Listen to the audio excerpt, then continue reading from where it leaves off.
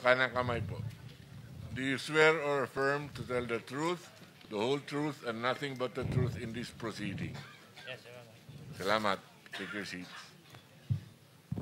Okay, maraming salamat po, Mr. Chair. Kay Ginoong Balatbat, sino po si Ginoong Balatbat? Kayo po yon. Totoo po ba na kayo po ay nagde-deliver po ng pera doon po sa bahay ni or sa condo ni Congressman Saldico? Will you attest to that po na totoo po yung sinasabi ng boss ninyo? Your Honor, bali ako po, isang beses lang po ako nakapag-deliver doon. Gaano karami po yon? Kung inyo po natatandaan, ilang maleta, ilang sako yung deliver po ninyong pera? Your Honor, sa pagkakatanda ko po, mga nasa 6 to 8 na maleta po. 6 to 8 na maleta. Alam niyo po ba kung magkano halaga noon? Di ba kayo sinabihan kung magkano? Wala po kaming idea. Saan po dinala? Pero alam po ninyo na pera po ang laman ng maleta po na yon. Hindi po kinonfirm na pera, so wala po kaming idea. Okay. Saan niyo po dineliver yung mga maleta na yon? Nung nasama po ako doon, Your Honor, sa Valle Verde po. Ito po ba yung bahay ni ni Congressman ako sa Valle Verde 6? Bahay po siya pero hindi ko pa alam kung kay Senator. Sino po ang sumalubong po sa inyo doon? Mga tauhan po yung nandun, Your Honor. Mga tauhan? Wala pong resibo na parang acknowledgement receipt or what? Basta i-deliver nyo lang po doon? Hindi ko po alam, Your Honor. Alright, may papakita po kami slide ng bahay po. Ano po, kung ito po yung bahay na sinasabi ninyo na dineliver po ninyo sa bahay ni Congressman Saldico. Pakilagay po yung bahay. Kung ito po ba, ma-confirm lang po. Your Honor, magkaiba po yan, Your Honor. Magkaiba? Opo. Okay. Yung sasakyan ho na yan, alam niyo ho yan? Yung NFI 6319? Your Honor, bali yan po yung nag-pick up po ng... Yan po kasi, Your Honor, yung sa Fairview po. Ano naman yung sa Fairview? Bali yan po yung dinadala namin ni Christian. Dinadala po na? Mga maleta din po yung dinadala namin. So, hindi lang po isang beses. Kasi kung dinadala po namin, sabi nyo, iba naman po ito. So, ibang sasakyan naman po ito. Opo, Your Honor. Bali po kasi yung sa sinasabi nyo po na yung sa Valle Verde po, isang beses lang po nakapagdala doon eh. Yung sa ano po. Yung ito? Iba po yan nung ano eh. Sino po ang diniliberan na naman ninyo ng pera dito? Itong gamit yung sasakyan na ito? Hindi, Your Honor, hindi po kami ang may gamit ng sasakyan na yan. Pero kasama po yan dyan sa inyong office, itong NFI 6319? Hindi po. Bali po, iyan po yung sasakyan ng kumuha ng mga maleta. Yan po. So, Opo. nag-exchange lang kayo. Galing po sa sasakyan ninyo, inilipat nyo po dyan. Bali sila po yung kumuha sa sasakyan namin. Saan po ang nangyari itong transaksyon na ito na palitan, na ikarga from your sasakyan to that sasakyan? Saan po nangyari ito? Sa Phoenix Petroleum po, sa Dahlia Street, Fairview po. Doon po nangyari yung palitan. Opo. Na inilipat sa inyong sasakyan yung pera. Okay. Opo. Alright, babalikin kita mamaya. Mr. Christian, ikaw naman po, ilang beses o kayo nakapag-deliver ng pera po sa sinasabi ni D. Alcantara? At kani-kanino po ang inyong pinag-deliveran? Doon po sa Dahlia po, 7 beses po. Dahlia?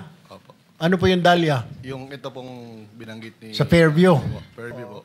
Okay, ilang maleta naman po yung diniliver nyo ho doon? Per deliver po, nasa 8 to 10 na maleta po. 8 to 10 na maleta. Tina-transfer din po ninyo? Hindi. Opo. Kasama ko po si Mr. Andre. Kasama si Engineer Alcantara? Si Andre po. Si Andre? Ako po yung driver niya. Para kanino daw po yun?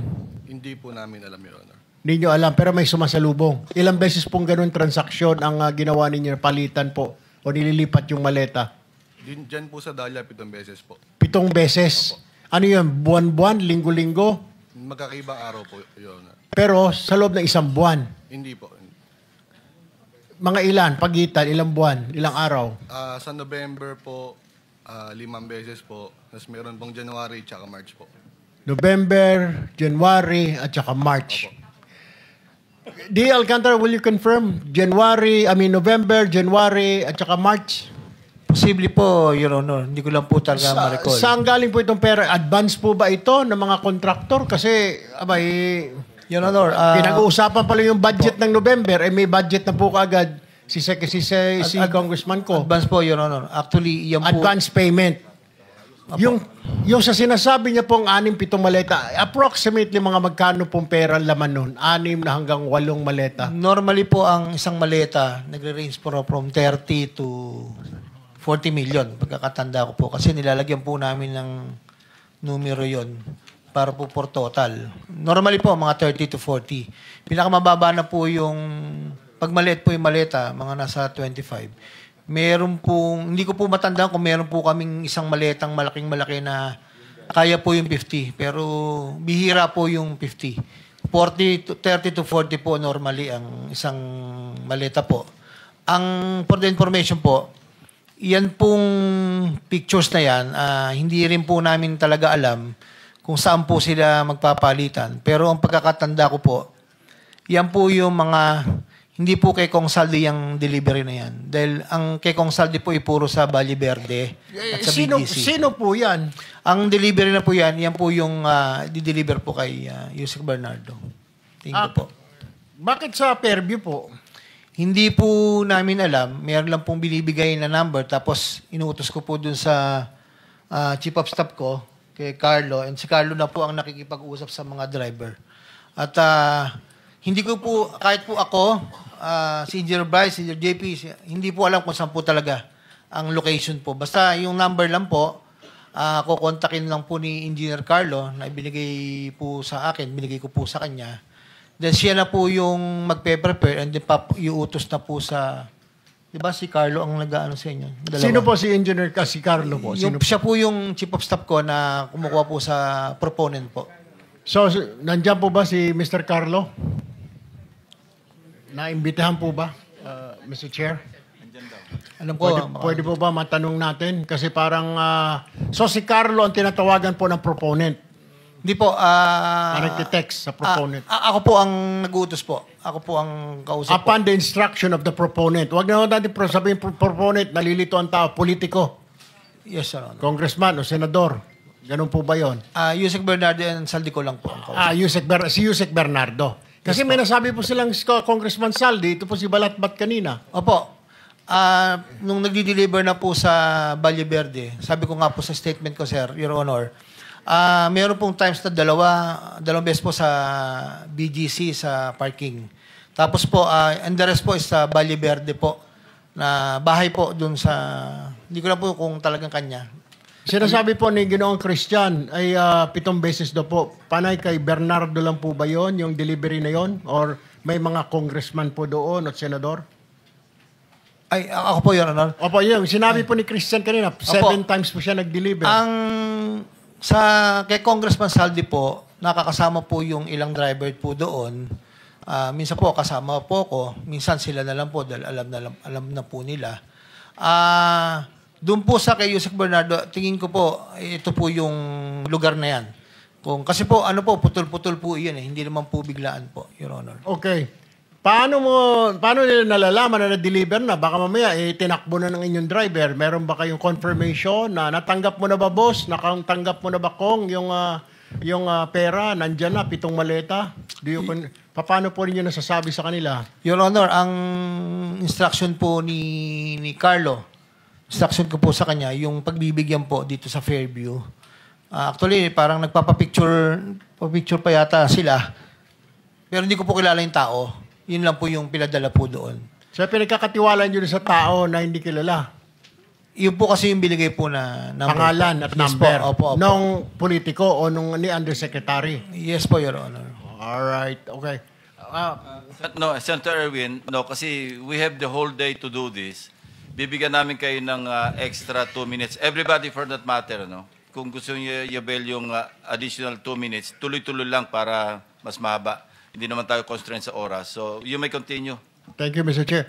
Si Carlo Rivera, nakapanumpa ka na ba or this is your first time here?